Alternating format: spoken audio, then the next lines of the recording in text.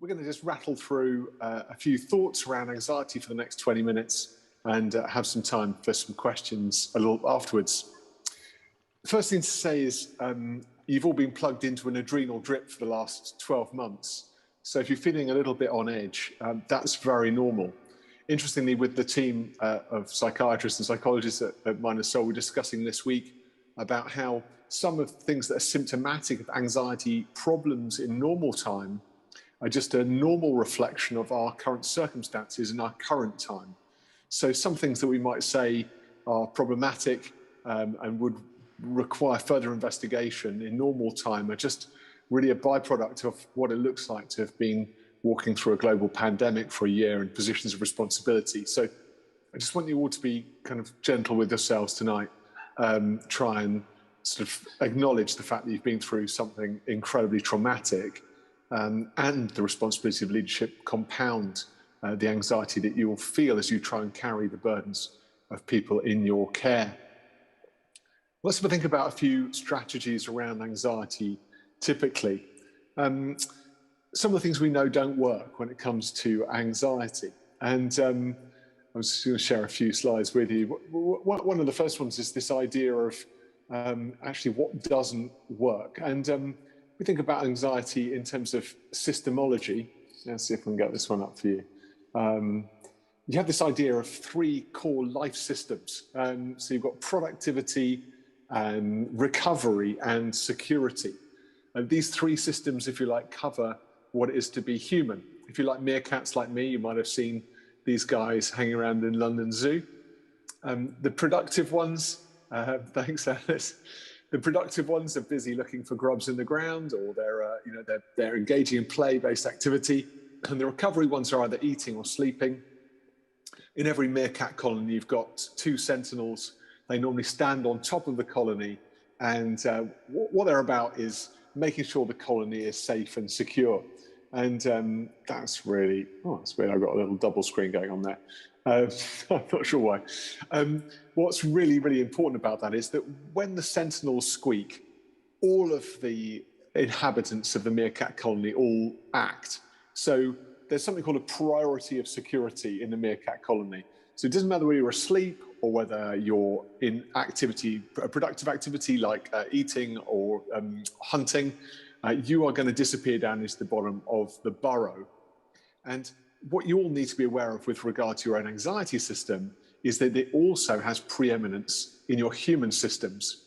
So it doesn't matter whether you're working or whether you're sleeping or whether you're eating. If you're getting an adrenal response, an anxiety response, it's going to dominate your experience. It's going to dominate your worldview. So an encouragement there, if you like, to think about the normality of anxiety in your experience and acknowledge that actually, what you're going through at the moment means that the preeminence of your security system is really dominating your event window. Going through a global pandemic means you're going to be more wired, you're going to experience more adrenaline, you're going to be more wired to threat and therefore more jumpy. And you might well have noticed that your eating habits have changed, that your sleep has been exhausting. Even if you slept for longer, you've woken up feeling really, really tired, or you maybe have had fitful sleep, or your dreams have become more intense. So typically we see a change in the way in which we rest when we're going through an adrenal phase. But the adrenal cycle is only meant to run for about 15 minutes. It's a fight or flight response. If a bear appears in the woods, you get a surge of adrenaline and cortisol to your bloodstream that draws blood away from your extremities towards your heart. Your pupils dilate so you can see better. And then your main muscle groups are fueled up with energy to run really fast or perform a superhuman task. What you aren't wired for is 12 months of experiencing an adrenal drip. And so a lot of what we're seeing now amongst the whole, the whole nation, but particularly amongst leaders in positions of responsibility, is an adrenalized exhaustion, is actually just feeling so tired. And I'd want to say to you all as Christian leaders, this is particularly difficult for you and for us, collectively myself as a priest, because we believe that we should be doing more than we are doing. So we feel high level of responsibility. we also look back at the last 12 months and believe we've been doing less than we used to do for many of us. So we feel like we've been at home, or we've been within the context of our particular environ, and therefore we should feel better than we do. And again, I'd kind of question that and say, actually, that's not really how this process works. Yes, prayer makes a difference, of course, and of course God fuels us by his Spirit and feeds us through his word and sacrament, no doubt about that. But let's be really realistic as leaders about our actual physiological and psychological experience. And the danger of spiritualizing our experience of adrenaline is that we brutalize ourselves by assuming that we should be having a different human experience to the one we're actually experiencing.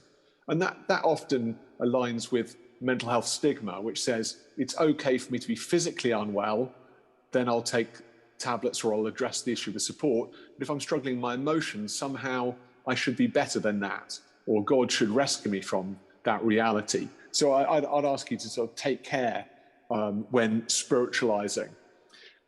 You will have all heard, the Christian ideals in action.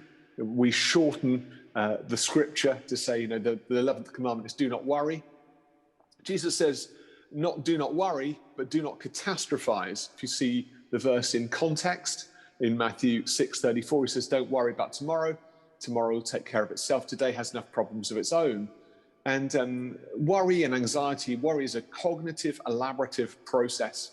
What that means is it's a thought process which elaborates on threat. So you begin to worry, you elaborate on the initial threat and create a whole schema of threat. Whereas, interestingly, curiosity is also a cognitive, elaborative process, but it often finds good things.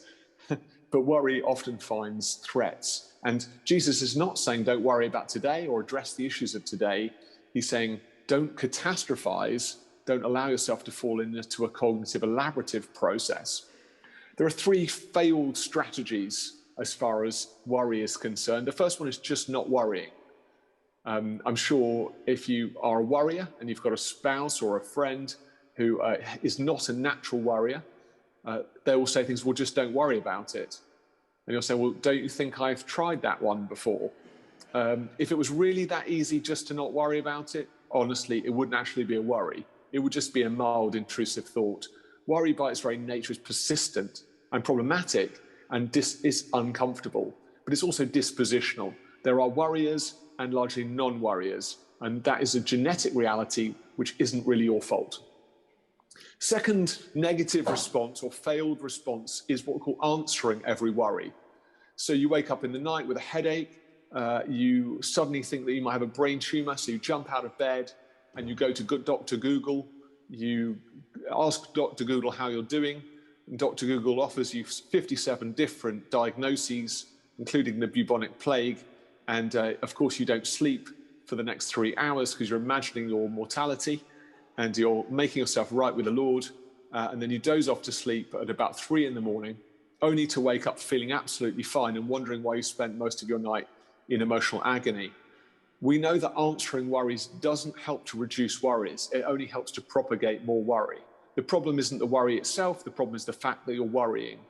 So it's remembering that you're using a cognitive elaborative process, and the process is more important than the product. The process propagates worries. Actually, undoing that process doesn't begin and end by answering the worries and finding reassurance. Reassurance is the addiction of the worrier, and we do it in very subtle ways, particularly priests. We find someone who's got a similar condition that we're concerned about. We ask them how they're doing and work out what their prognosis is, and we pretend to pastorally care for them whilst we're actually deeply relieved that what they've got and what we've got look very different. So we find ways of reassuring ourselves that actually we're okay, and often those can look caring. They aren't always as caring as they look. We also have a temptation to suppress our thoughts, and thought that the sort of 3 evils in psychology are suppression, repression, and denial. These are all methods of pushing away the thing that we're uncomfortable with. And the interesting thing about this is our reflexive response is always stronger than our initial response. So I want you all not to think about the Archbishop of Canterbury just for this few moments. So I've made it prohibitive. Of course, you're all imagining him at this very moment. And for as long as it's prohibitive to think about the Archbishop of Canterbury, you will think about the Archbishop of Canterbury. Because if I say, no, you are absolutely free to think about whatever you want right now, I've removed the prohibition, and therefore you'll think about all sorts of other things, hopefully some of the things I'm talking to you about. So prohibition does not reduce your anxiety, increases it. That's why you've got to be very careful about trying to push thoughts down with, yeah, thanks, Aisha, I'm sure you're enjoying the meerkat still. But prohibition, as in do not worry, doesn't actually let you worry less, it makes you worry more. So be aware of thought suppression. How can we then deal with the reality of our worries?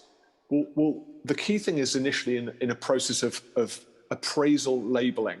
Now, I want you to think about this idea in terms of two sorts of worry. So I'm going to give you this idea in this image. So I want you to think about two sorts of worry: solvable worry and floating worry. So I'm going to suggest to you that 90% of all the things you worry about are not going to come true. In fact, more than that, 99.9% of all the things you're actually worrying about won't come true. The number of things that are necessary for you to think about are, in the left-hand arrow, the solvable problems.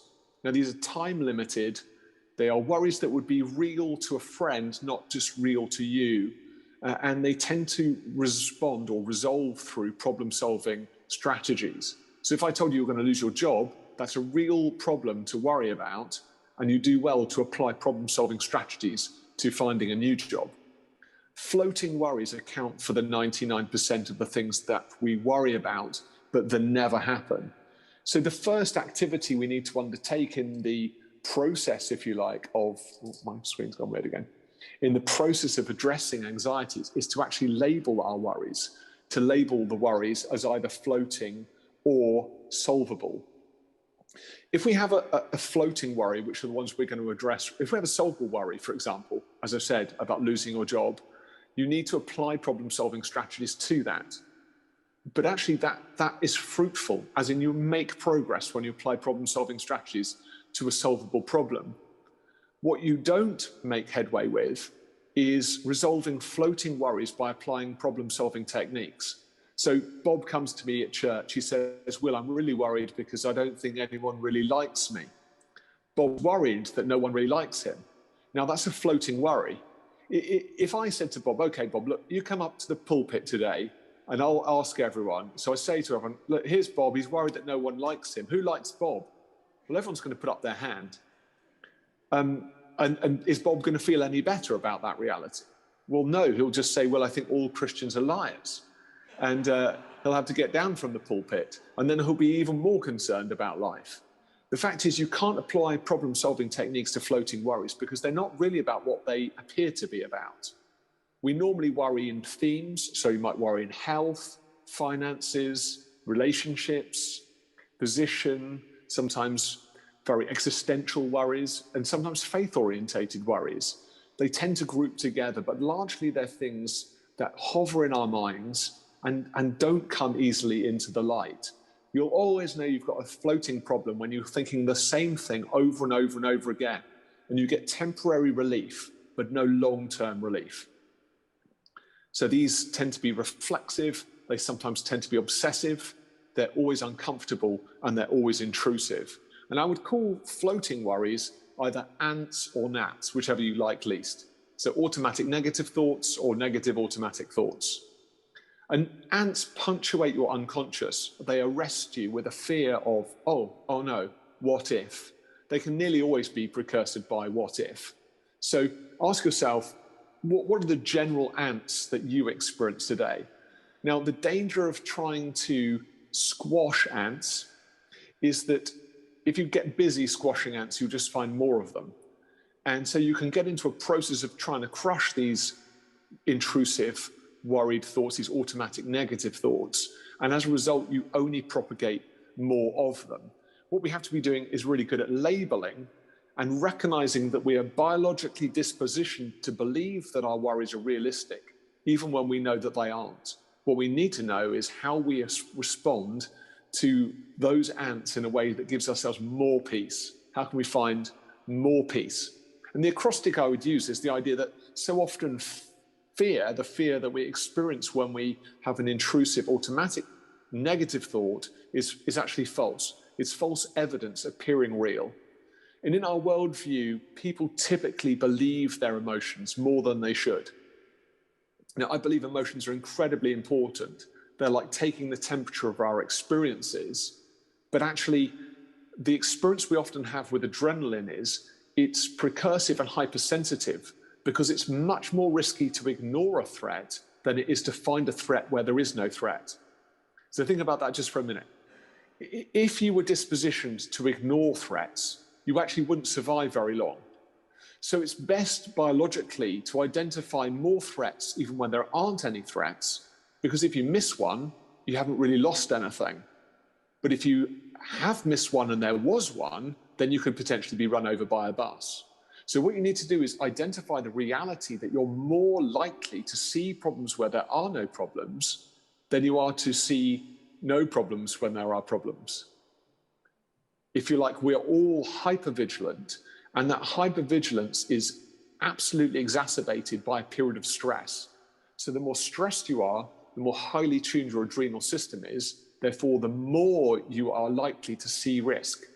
So you might have found yourself over the last 12 months feeling more anxiety than you normally would, because your anxiety dial has been turned up significantly because you've been living under risk.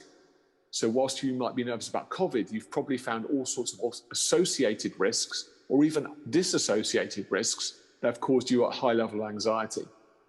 So think about this in terms of what worry actually does then. Before we come into land, worry makes you feel like you're doing something important, even caring. So worry is a habit, it's not a solution. And if you think about applying worry frameworks to floating problems, it's really nothing more than twiddling your thumbs psychologically. Very rarely, if ever, does anyone get any real relief from a floating worry by worrying about it. Normally, if you think about the last floating worry you had, you just got slightly exhausted and it stopped feeling important to you. So no one has a eureka moment when they worry and go, oh yeah, now I've sorted that out. Instead, you get to a point where it just seems to edit out of your psyche. And that's because you've done something called habituation. You've basically got so used to the thing that you're worrying about, that your brain has realized it's not a threat on its own, and now it's given up worrying. But what the worry hasn't done is make the threat go away.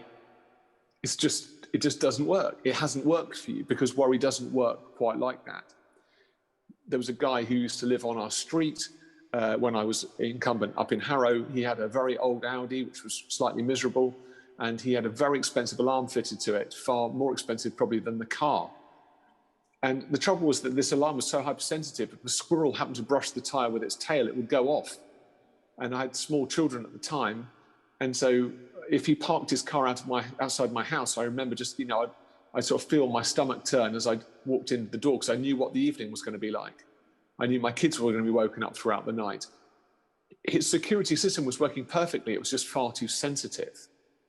And the work we do with anxiety is not about eradicating anxiety, because anxiety is not actually an illness.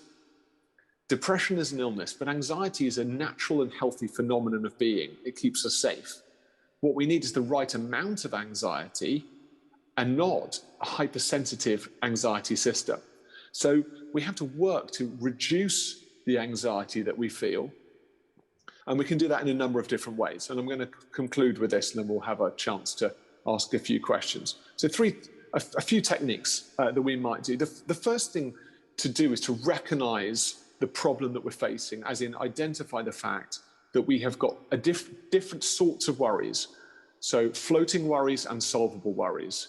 And we need to appraise those worries in different ways. And we do that by using something called thought record charts. So if you're struggling with worry and anxiety, I'd encourage you to take the next 2 weeks and privately on a journal or within the notes application on your phone, note down at the end of the day for 5 minutes the main worries that you've noticed you've been ruminating on during the day. Over the course of a 2-week period, you'll be able to get a general idea of the sorts of themes that you tend to worry about. And that will really help you then to appraise the difference between the automatic negative thought, and something that genuinely needs your attention. You can also always ask yourself the embarrassed question. Do you feel confident asking your doctor or a friend for a resolution to the thing you're worrying about? If you feel a twinge of anxiety or embarrassment about doing that, it's normally because you're facing a floating worry, not a solvable one. So the embarrassment question is important. Knowing yourself gives you the strength and the tools to begin to work with the worries themselves and the process of worry, rather than getting lost in trying to undo the worries. The second one is about making new appraisals. Now, making new appraisals is a really important CBT technique. And this is really about asking yourself whether or not the conclusion you're making about the worry that you're worrying about is really as realistic as you believe it to be. So the key point here is that you might have an intrusive worry about, for example, having a brain tumor, as I mentioned earlier, but you might offer yourself a number of alternative theories. One is that you bumped your head whilst you're asleep, which you don't believe at all. One is that actually you're dehydrated, which is possible. The other one is that you've had a really stressful day. Strangely, you can change your neuroplasticity, that is the way in which your brain is wired, by offering yourself a different interpretation of the same experience. And that fundamentally disempowers the zero to hero approach that we have to worry, where 1 minute we're fine and the next minute we're in worry agony. The third and final strategy I want to offer you with is one that's focused more on bringing yourself to a place of peace aside from the worries you're experiencing. So 3 strategies. One is visualization. That is going to a place psychologically which brings you a sense of peace and serenity. It might be iconography. It might be the churchyard. It might be a run. It might be going fishing. It might be needlepoint. Whatever it is, go there in your mind and have a script which you engage with when you're beginning to feel anxious. Secondarily, aggressive relaxation. When your body is relaxed, your brain often follows suit. So finding tension in your body and working to tense and then release that tension through progressive muscle tension and relaxation exercises. Thirdly, breathing. So there's 2 nervous systems in the body. There's the sympathetic and then there's the parasympathetic nervous system. When we're experiencing high levels of adrenaline, our sympathetic nervous system is running roughshod over our lives. But you can practically stimulate the parasympathetic nervous system, which brings you down, by breathing in a way where your out breath is longer than your in breath. So you might try the 7-11 technique, where you breathe in for 7 through the nose and you breathe out for 11 through the mouth. There's also box breathing, which is in for 4, hold for 4, out for 4, hold for 4. Both those techniques have a really powerful effect when you join them together with aggressive muscle relaxation and visualization. And the final point of that is something called mindfulness technique, which again you can do as a Christian. I call it present contemplation, where rather than escaping your worry, you hold your worry in your hand in an imaginary way without judgment. Now, I like to think that Jesus taught on this when he talked about watchfulness, which seems to me biblical mindfulness. He mentions the virgins with the lamps. The virgins held the lamps, but attended to the needs of the house. They didn't just focus on the lamp. They had the lamp in their hand, but they had to attend to the needs of the household as a whole. They weren't expected just to look at the lamp. You can hold your worry in your hand and attend to it without judgment, and then turn your attention to the things that really need your attention. And you can find more about those techniques on our site, minusselffoundation.org, if you'd like to find out more. I don't want to kind of take up any more of your time, but I want to kind of give you a taster for the fact that actually you can resolve a significant part of the agony of worry by using some of these techniques and getting to know your own worry profile more effectively.